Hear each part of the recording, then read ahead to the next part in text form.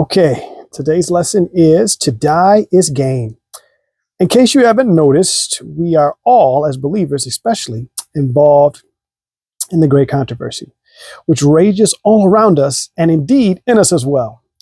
We all, in one way or another, experience the reality of the cosmic struggle, and we will until the day we die, whether or however, whenever, or however that happens.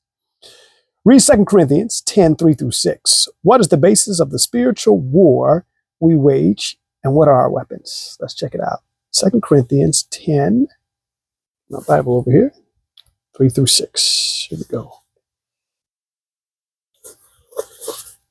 And I read, "For though we walk in the flesh, we do not war after the flesh. For the weapons of our warfare are not carnal, but mighty through God to the pulling down of strongholds, casting down imaginations and every high thing that exalted itself against the knowledge of God, and bringing into captivity every thought to the obedience of Christ, and having in a readiness to revenge all disobedience when your obedience is fulfilled." That's quite the declaration.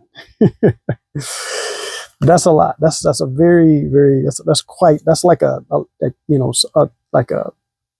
an army. Yes, a mighty declaration that they would make. The most deadly spiritual weapons are ideas, good and bad.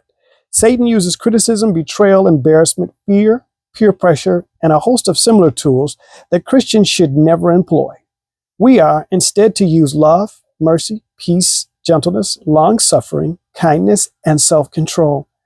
Our most powerful weapon, judiciously used, is the Word of God, wielded by the Spirit, Ephesians 6:17. Because only God can bring the truth home to a person's heart. We are merely the instrument that God uses to accomplish His purposes. Let us read Philippians 1:21 and 22. How do we understand Paul's point, especially in the context of the great controversy? See Philippians 1. Let me turn over to Philippians 1:21 and 22. There we go. Here we are. "For to me to live is Christ, and to die is gain. But if I live in the flesh, this is the fruit of my labor. Yet what shall I choose? I will not." All right.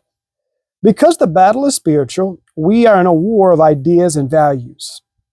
Yet Christ has won the victory at the cross for us, and as long as we stay connected to Him, we can never be defeated, even if we are killed. Paul surrendered his life to whatever happened to him here on earth, however unjust, because he entrusted his life and his future to a higher court. As Christians, we should not fight so much for our rights as for what is right. It's not might makes right, but right makes might. Submission to God's will is honorable. In fact, it is the only way to be victorious in the war in which we find ourselves.